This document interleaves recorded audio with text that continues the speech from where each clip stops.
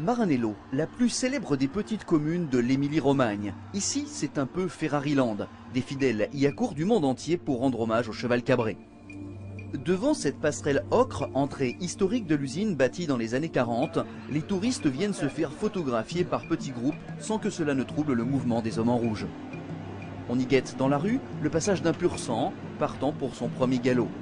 Pour en découvrir plus, il vous faudrait franchir le portail de l'usine. Mais là, les prières des plus fervents admirateurs restent impuissantes à ouvrir les grilles, à moins de devenir un employé Ferrari. À Sport Auto, nous avons pourtant obtenu l'autorisation exceptionnelle de vous guider de l'autre côté du mur, dans les coulisses de cette usine à rêve. La genèse d'une Ferrari commence là, dans l'atelier de fonderie. C'est dans cet enfer au parfum originel que naissent les pièces en aluminium qui feront les moteurs ou les suspensions des voitures de Maranello. Direction les moules en sable qui vont recevoir le métal. La fonderie de Ferrari consomme 130 tonnes de sable par jour pour la réalisation de ces moules, puisqu'ici les voitures sont conçues et fabriquées de A à Z. Chaque pièce de fonderie des belles italiennes sort de cet antre spécifique depuis des décennies.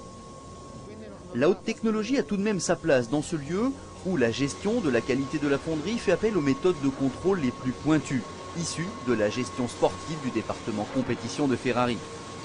Dans la gueule de chaque four, ces hommes doivent déposer 2 tonnes de lingots en aluminium qui sont portés à 800 degrés. Un creuset, installé sur un chariot élévateur, recueille le métal en fusion pour l'acheminer vers les moules en sable qui servent de matrice unique à la constitution du cœur des belles italiennes.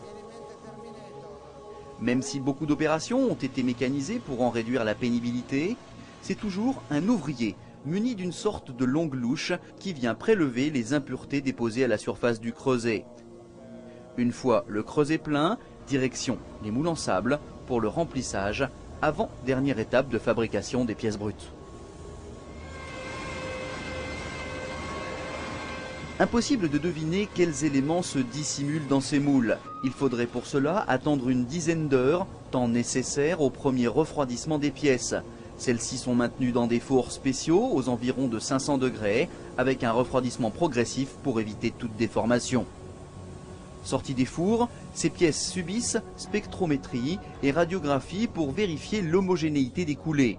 Un transfert de compétences d'autant plus logique que cet atelier travaille à la fois pour la production des GT et pour celle des Formule 1.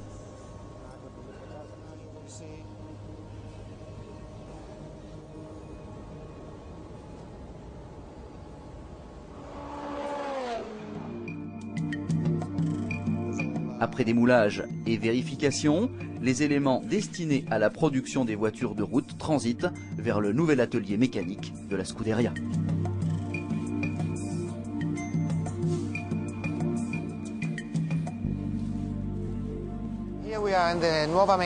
Ici, nous sommes dans la nouvelle unité de production de Ferrari. Une unité de production d'une surface de 15 000 m². L'ensemble de cet édifice est entièrement climatisé. Vous pouvez voir d'ailleurs qu'un soin tout particulier était apporté à la luminosité, avec un maximum de fenêtres sur les côtés et au-dessus pour exploiter au mieux la lumière naturelle et ainsi travailler dans les meilleures conditions.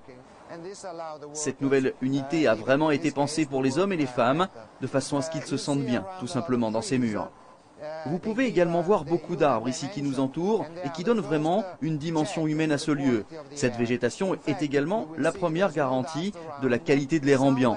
Vous pouvez également remarquer la propreté clinique, pas de poussière dans cet endroit, tout comme le niveau sonore globalement maîtrisé pour un meilleur confort. Vous avez ici un mélange unique de haute technologie, sans oublier la touche d'humanité qui permet à cette usine d'obtenir les meilleurs résultats. Vous me suivez ?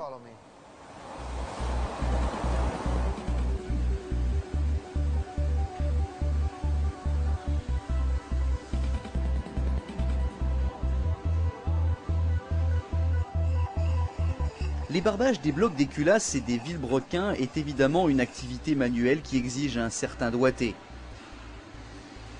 Un dérapage de quelques millimètres avec la seule main et la pièce est bonne pour la poubelle.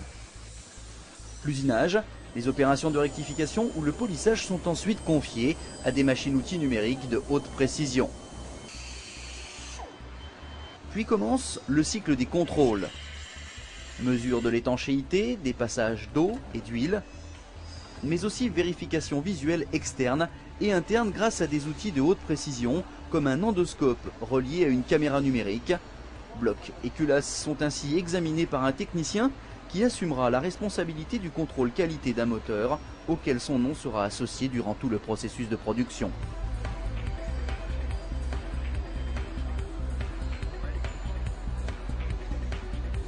La pose des sièges et des guides de soupape sur les culasses constitue l'un des postes les plus spectaculaires de l'atelier.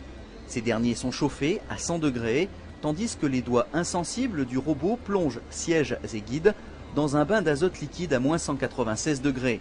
Le robot viendra ensuite les récupérer pour les insérer délicatement dans la culasse. Une fois assemblé, ce V8 de F430 se dirige vers la salle des tortures. Chaque moteur est en effet installé sur un banc d'essai où va s'effectuer un rodage progressif suivi d'un premier test de performance et de fiabilité, ici derrière cette vitre blindée. Le son du V8 grimpe dans les aigus.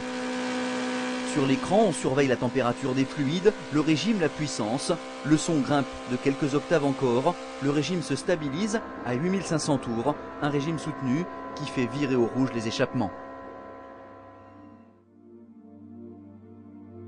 C'est dans la soufflerie maison que l'ensemble de l'aérodynamique des pur sang de Maranello est développé et validé avant la mise en production. Sur la F430, Ferrari annonce un appui au sol amélioré grâce aux 2 prises d'air en forme de narine, mais aussi grâce à la canalisation centralisée pratiquée dans le spoiler avant et bien sûr au fond plat qui s'achève à l'arrière par un diffuseur encore plus spectaculaire que celui de la 360 Modena. Les prises d'air ici ne sont pas là que pour la figuration, notamment celles qui alimentent le moteur pour une meilleure combustion des gaz.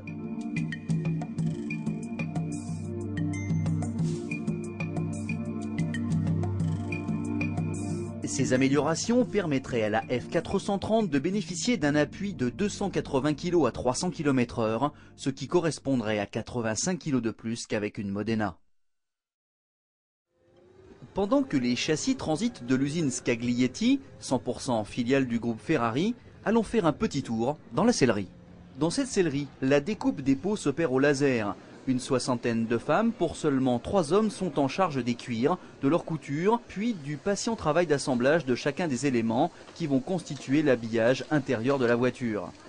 Ici, on est surpris par l'absence d'odeur. Chacune des pièces est enduite au pistolet d'une colle particulière, activée seulement par la chaleur.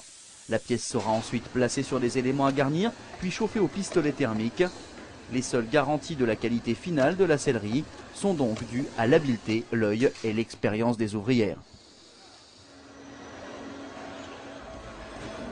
Bon, pour l'instant, la berlinette en question n'est qu'une carcasse vide ou presque. Nous sommes au début de la chaîne d'assemblage et le mécano est en train de se constituer à grands pas.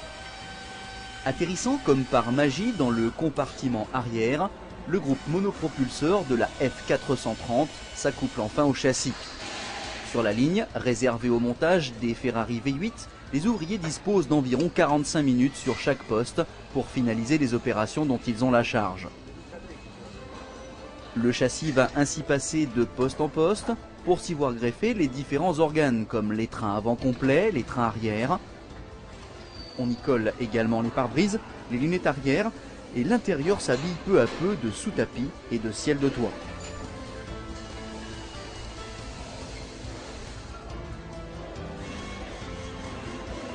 Le tableau de bord enfin prend sa place, suivi par ce spectaculaire volant avec sa molette façon F1. Quasiment jusqu'à la sortie de chaîne, les F430 conservent un curieux regard pour une raison étrange. Le deuxième phare n'est installé qu'en bout de chaîne. Les derniers postes après remplissage des fluides sont consacrés aux multiples contrôles concernant aussi bien la mécanique que la carrosserie ou la sellerie. Et puis il faut bien s'élancer dans le vaste monde. Un petit convoyeur conduit chacune des 22 voitures produites par jour jusqu'à la porte de l'atelier où un collaudateur vient prendre le volant.